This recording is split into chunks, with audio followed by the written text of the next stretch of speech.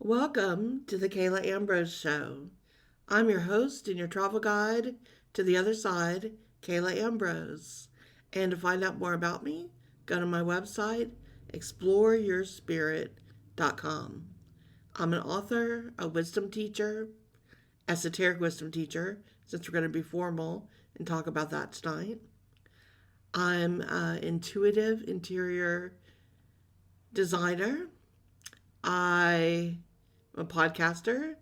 I teach online classes about all types of metaphysical concepts, and that's pretty much what I do. Tonight, I want to talk to you more about the wisdom teacher part. And because I'm an esoteric wisdom teacher, I'm known as someone who studied and now teaches in the mystery schools. So I get a lot of questions from people asking me, Kayla, what's a mystery school? And I wrote a book about it that my students really were kind of really great about encouraging me to write a book about the first 9 lessons that a student has to study and to work through when they first enter studying in mystery school. So I'm going to read you a page from my book here. So think of it as your audible podcast version tonight of me reading from my book, 9 Life-Altering Lessons, Secrets of the Mystery Schools Unveiled. And if you're interested, this book is actually available on Audible, where you can listen to me read the whole book if you like. But let's do a page tonight. Long before the civilizations of Lemuria or Atlantis, mystery schools existed, sharing their wisdom and light on Earth. To answer the question, what is a mystery school, would be similar to attempting to explain the nature of humanity, as they are intertwined together. The schools are always working in some form of service to humanity, both in the seen and the unseen. As humanity evolves, the teachings continue to advance, offering their wisdom as well, for those who are ready to enter the temple and become a student of the esoteric teachings. Some of the more well-known schools were in Samaria, India, Egypt, Greece, and throughout Celtic Europe, though there were many other esoteric schools all around the world, and certainly being one of the best known does not always imply being the best. Legends, fables, and stories regarding the esoteric teachings and the mystery schools have spread over into the secret societies, and they branched out from there into other groups and organizations. It's not the focus of my book here to teach the history of the mystery schools in the East and in the West, nor is it an attempt to explain all the details involved, for this material can be found elsewhere. The purpose of this book is to interest you, to pull up a chair, and join me here for a thought-provoking conversation, like philosophers have done throughout the ages. I've spent this lifetime and many others engaged in conversations such as these. Some call me a teacher. I like to say I do not teach. Rather, I help souls remember who they are. This knowledge is timeless and universal and belongs to no one, and it belongs to everyone still at the same time. Each person retains this information deep within their soul where they hold the key. And when they're ready to release this wisdom and remember who they are and why they're here, they do so. For some people, the way to take this journey is through the mystery schools with a teacher and a guide. If I may be of some service in this capacity along their journey, I'm always pleased to do so. During the time we share here together, my wish is that this book will stir your soul, entertain your thoughts, and inspire you to explore the magnificence of who you are.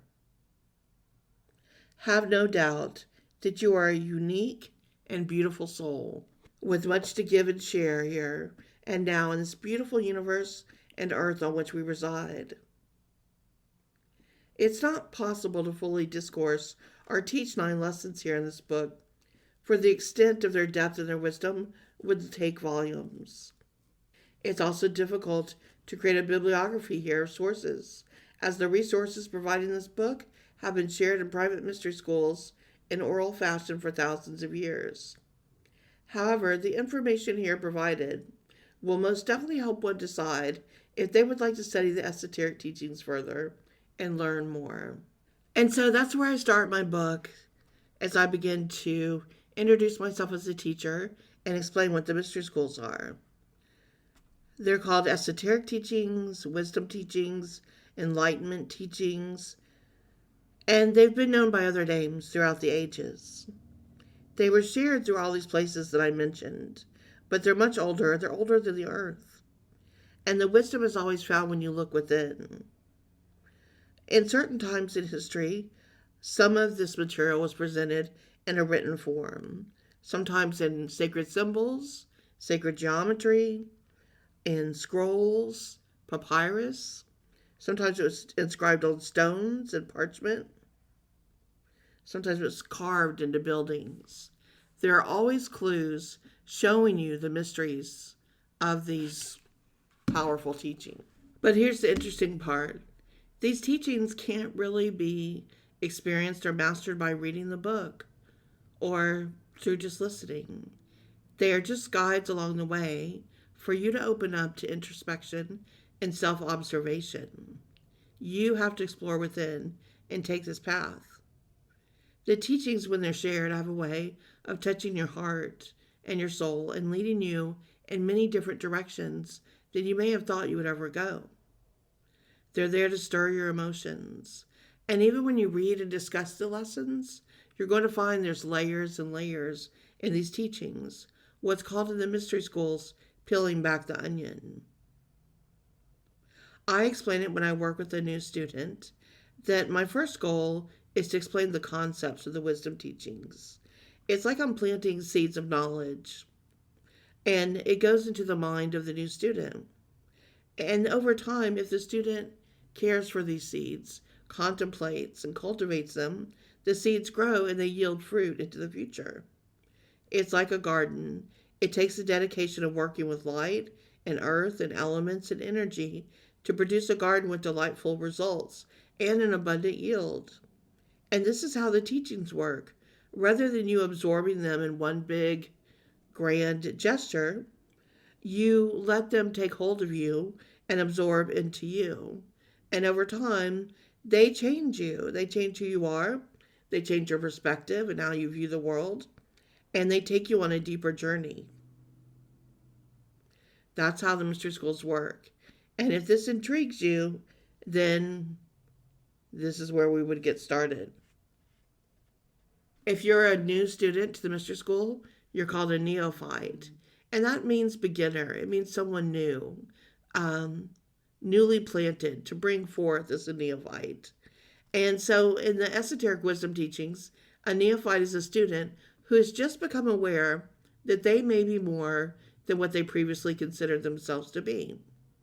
They understood that what they thought to be their consciousness is really more of the mind just running from emotion to emotion or random thought or experience to the next, and not as focused and conscious as they could be. They also understand that they're only exploring a small part of what lies beneath the surface of these thoughts and emotions.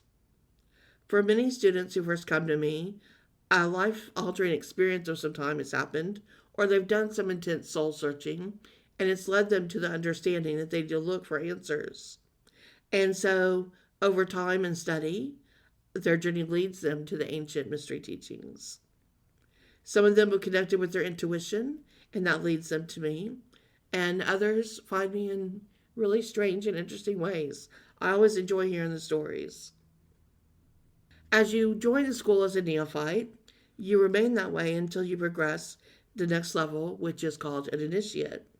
And the initiate, the definition of such a word, is to admit or to accept with formal rights into an organization or group.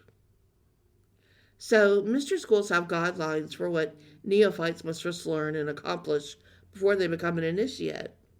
The ancient schools had very demanding protocols and a series of checkpoints that were set in schools for what you had to learn and when you were ready to go further. Some people also wonder about the word esoteric, saying that mystery schools are only for the select few. And esoteric, the word does mean for the few, but it's not select in the way that you think.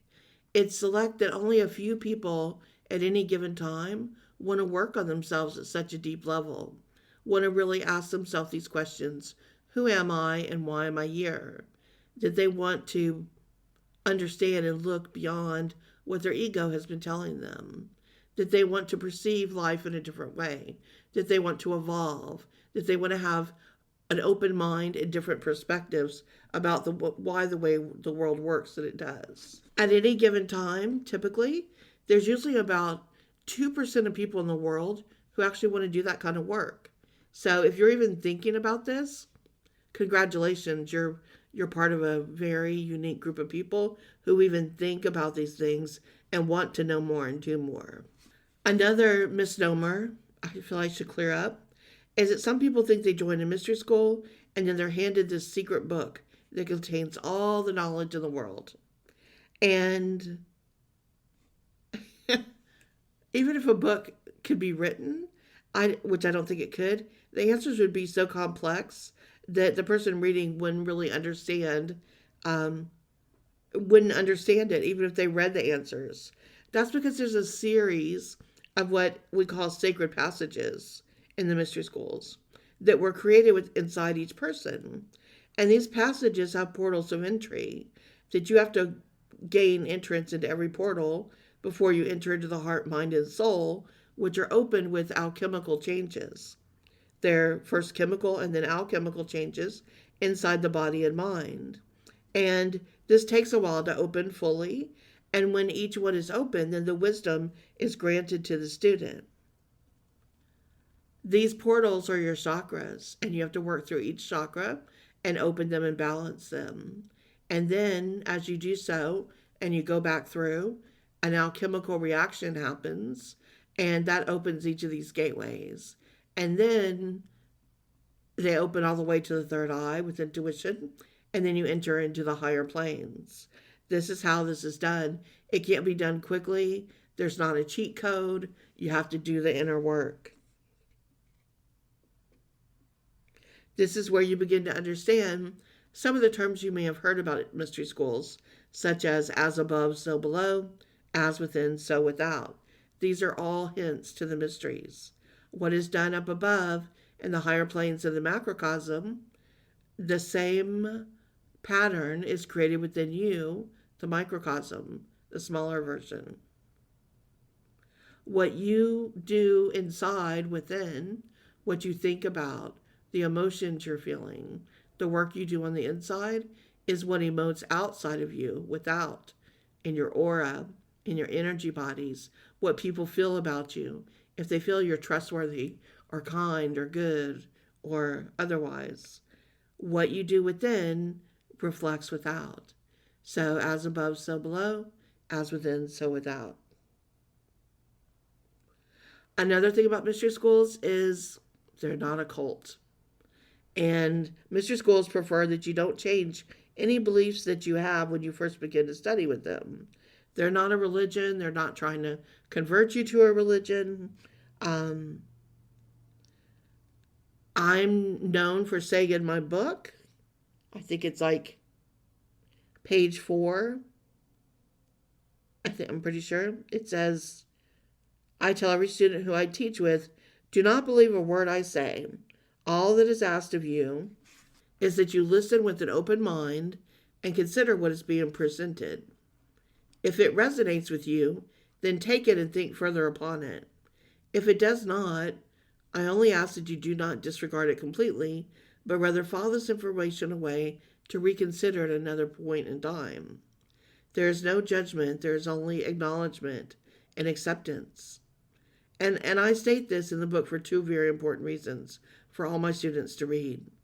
The first being that this journey is about self-exploration and discovery, not listening blindly from another person to find out how to live your life. And second, it's very important for every student to learn to discern within themselves what feels right for them. Students of the wisdom teachings are taught to go within and trust the wisdom coming from their heart, rather than what any other person may tell them is the right information. So, where are the mystery schools? Well, they've often been referred to as temples. And in the past, there were physical temples and centers built in locations around the world. But the true mystery schools are inner temples. They're created within the heart, the mind, and the soul, as well as in the other planes. Some schools still choose to have physical temples for people to attend, but at the same time, the deeper lessons are held in sacred places around the world, where students can connect with natural forces like water and the ocean and the trees, the mountains and caves for certain rituals and introspective work. There are guides on the other side that work to help humanity, and there are some that are assigned to help with spiritual growth. And they help many in the mystery schools. They help humanity as well to advance further along the path and to advance into each new age as well. And these spirit guides who assist will come many times into the work of a mystery school. Students that progress further in the schools, as well as others who do spiritual work, eventually find their way to these guides and working with them. Some of them have once walked the earth themselves and are considered to be higher consciousness teachers. These include Jesus, Buddha, Mary, Isis, Kuan Yin, Confucius, Krishna, and many others. I don't try to teach just one form of the teachings. I teach from many of the different groups because I believe many paths, one destination. And I believe when we get to the core of all of the schools and their teachings, that the truths are pretty universal, and they're the ones that they're most agreed on. They're about love and honesty, and they're very pure. So I say many paths, one destination, and that we can find this at the core of each of the schools that at the core teach these deeply intelligent teachings. Sometimes we have to peel back the onion because they're hidden in layers. And so you'll hear this used many times in mystery schools of how you peel back and go deeper and deeper. That once you know and you think you know, that you'll be surprised because you're going to find out you didn't know anything at all, and you're going to start over again, peeling back again. So I started studying in the mystery schools in my early 20s, and I remembered them from past lives. I remembered going to mystery schools, studying in them, what I did there, sometimes as a student, sometimes as a teacher. I remember being in the temples. I remember the initiations I had. Some were more grueling than others. And some of the temples, the initiations were so tough that it was debatable if you'd live through them sometimes. And other times they were softer and more understanding and really had to do with what was going on within your heart. So in this lifetime, when I came back, I would have memories even in my childhood of being in these mystery schools. I would ask my parents about them. I would ask when I would get to go study again, and they had no idea what I was talking about. So I started to cobble little pieces together. At the age of 12, I asked my parents if I could study astrology charts and explained what I wanted to know. And then at the age of 13, I asked them about tarot, and then I wanted to study the tarot cards. And they were great about letting me study both and learn. And I started to realize that the mystery schools weren't like how they were in the old days here, and they were trickier to find. So when I found my first teacher in my early 20s and went on to find two other teachers to study in the different modalities, it was exciting to finally realize that they exist, but in a different form. And my teachers each told me that I would end up teaching the wisdom teachings. And at first I didn't believe them. I was just so happy to study and learn. I said, I'm just so happy to be here and to study these things. But they were right. It happened. And here I am. And now I teach mystery schools for many, many years now. And in North Carolina, where I lived before, I had a full physical mystery school where people came to where I studied. And now I teach online so that I can reach people all over the place. Not everyone has the time to travel to North Carolina and come to a school there. So now, as I do this online, I can help people where they're at. Some study with me privately, some study with the online courses, some study with the groups. It just depends on which works best for each person. How do you know if a mystery school is right for you? It's a good question. It's an inner knowing that you know that the world works in a way different than how it's been shown to you.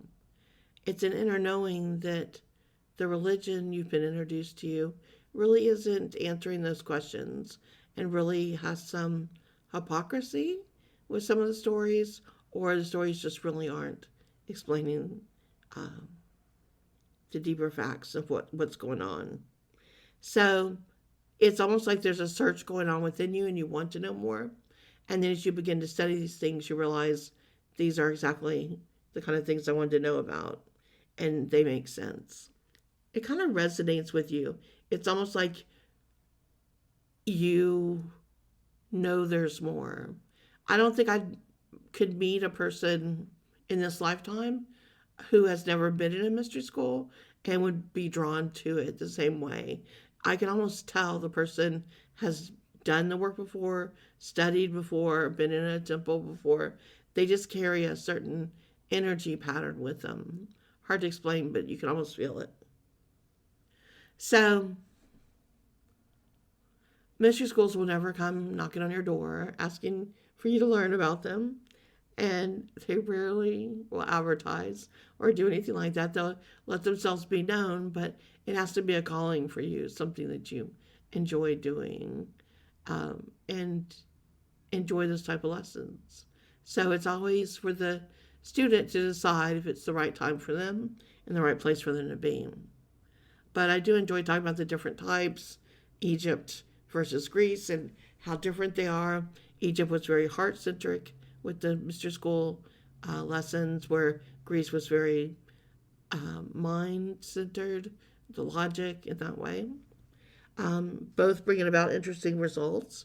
But the goal is to have all three encompassed in the teachings: the heart, the mind, and the soul. And when the three work together, anything's possible.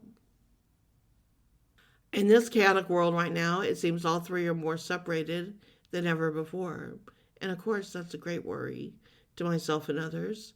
Um, we're looking to see the light lift and encourage each person to be the best they could be and put their best selves out there. And that's because this is the time of evolution. This is the time what we're looking for, to go from the old age of Piscean into the new age of Aquarius. And as we work harder at that, and it becomes more of something at ease, the easier it'll be for all of us. But right now, we're changing everything. We're renovating the house in the biggest way possible, tearing everything apart and open, and some days questioning it and saying, why did we even start this process? What is going on?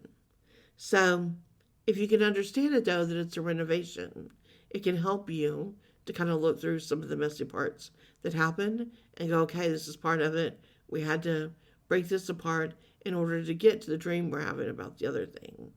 So when you know, it's just easier to work together like that and to see the possibilities and the outcome, and that'll get you more excited in that way. One of my favorite things that the Mr. School teachings share is that we're children of the universe. So we're children of the Creator. And with that comes our free will, comes our ability to create and to think about things and decide, according to that free will, what we're going to do with it. Do we appeal to our highest nature or our lower nature? And in Egypt, it was called Higher and Lower Egypt, and described in that way of how we worked up and down through the mystery schools. These are the chakras. These are the lower chakras, which deal with fight or flight, with the ego. It's all about me, me, me. Higher chakras, which can deal with, I've got you covered and I'm protecting you, but also wanting to bring all of that out a little bit into the light and to present it on a layer and a level that transmutes the ego. But first, that transmutation has to happen. And so there's a lot of ego wrestling there. So there's a lot of back and forth on that. And that's what's interesting to watch when you meet a person. That's kind of what you're finding out when you talk to them. When you ask them questions about their life, what they're doing, you're kind of getting to know them a teeny bit on the auric level because their colors starts to wash over you, their energy signature washes over into yours, and now you're absorbed with that palette. So when you feel that, pay attention. That's that person's energy getting to know you, nipping at your heels, seeing what you're like, what you stand for, how important things are. So always use that as a good opportunity to learn about the other person and what makes them tick, what makes them interesting. When you do that, it really opens you up for an exploration. Once you train yourself to do this, it becomes a very handy tool as a wisdom student. There are so many things I could say about the wisdom teachings tonight, and maybe I'll go over them a little bit at a time, going deeper. So if this interests you, hope you'll come back and listen again. With that in mind, I'm going to leave you with a little quote, one of my favorites, from Albert Einstein. Matter is energy. Energy is light. We are all light beings.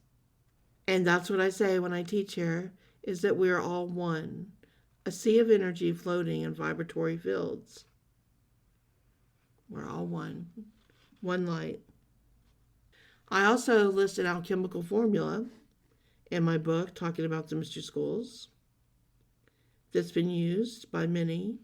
And this formula is the power of thought plus the art of creative visualization equals the universal power of reality.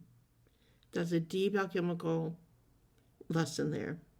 The power of thought plus the art of creative visualization equals the universal power of reality.